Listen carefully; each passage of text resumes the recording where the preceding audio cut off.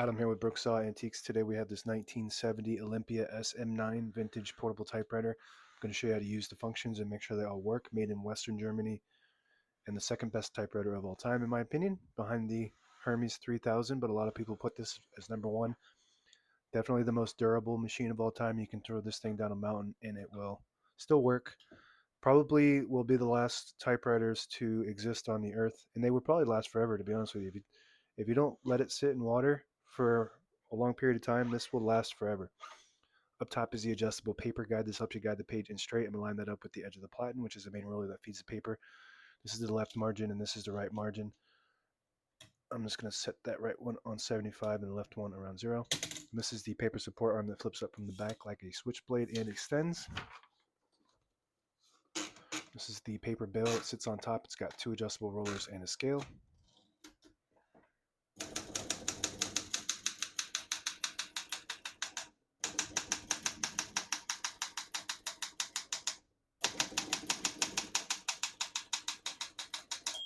Once you hear the bell, you're near the end of the margin. Hit the line space, gets you back to the beginning. It skips 1, 1.5, or 2 spaces. Right now we have it on single.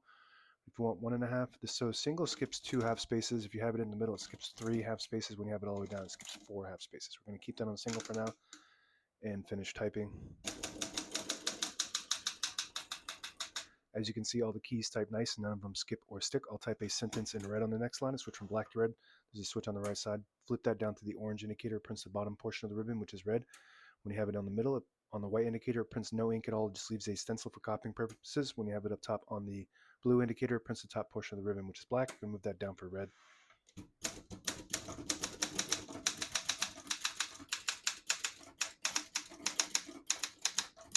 Beautiful. Super smooth, light on the touch,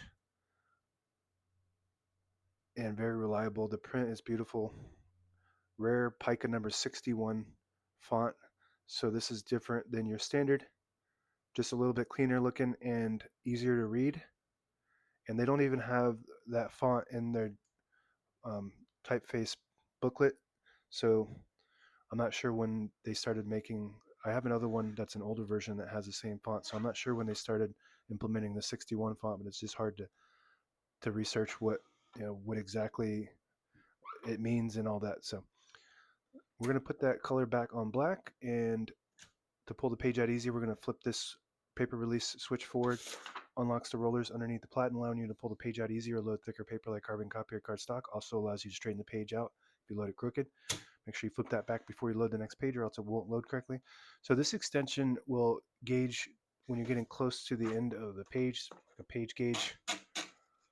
So as you're feeding it through, this tells you how many spaces you have left till the bottom of the page. And then it'll catch it on the end so it doesn't fall out. All right, guys, shift on each side, a shift lock on the left to clear that. Just hit the shift button again. On the left side here is the tab set and clear. So if you have an older version where the Olympia logo is on the front in cursive, then you'll have, if it's an SM9, you'll have the tab set and clear on the space bar. The newer version has it set with this lever here on the left side. And if you have the older version, this is where your touch control would be.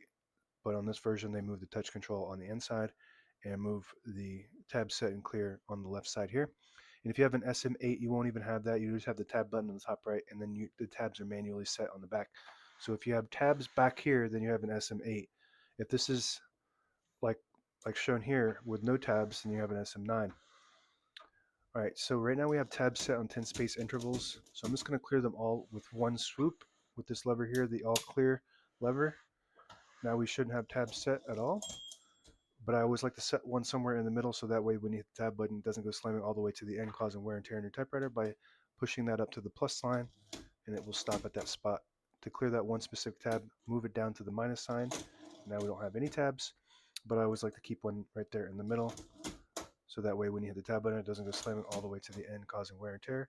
Above that is your carriage lock. You flip it up, move the carriage to the middle, it locks it in the middle, also locks the keys. To unlock it, flip it down like that. And I do not recommend using the carriage lock if this is being shipped or getting some kind of, and when it's in the case, getting some kind of major dropping, because that will break off and that's not easy to replace. It just kind of centers the carriage and keeps it for gentle carrying, not for major shipping purposes. So when I ship these, I don't lock the carriage anymore. I just zip tie the carriage release down and shrink wrap it. All right, backspace on the right side, very smooth. MR stands for margin release. When you get to the end of the margin, there's a mechanism that blocks you from printing. Hit that MR button, does allow you to type past that all the way to the end. Also works on this left side to get past that left margin. Open the hood like a car hood. All the brand new ribbon is loaded on the left side, so it's pulling clockwise to the right. If you want to switch that direction manually, the side you want it to go to, you just flip the switch behind the spool on either side and it will swap to that side. That's meant to catch the eyelet at the end of the ribbon, which is a little metal piece, and it will just catch on that and swap the direction manually or automatically, so you don't have to do it manually. And if it's not catching on that properly, or you don't have an eyelet, you just want to tie a knot about 8 inches off the end, and that should just catch it, and so you don't have to go in there and do that manually.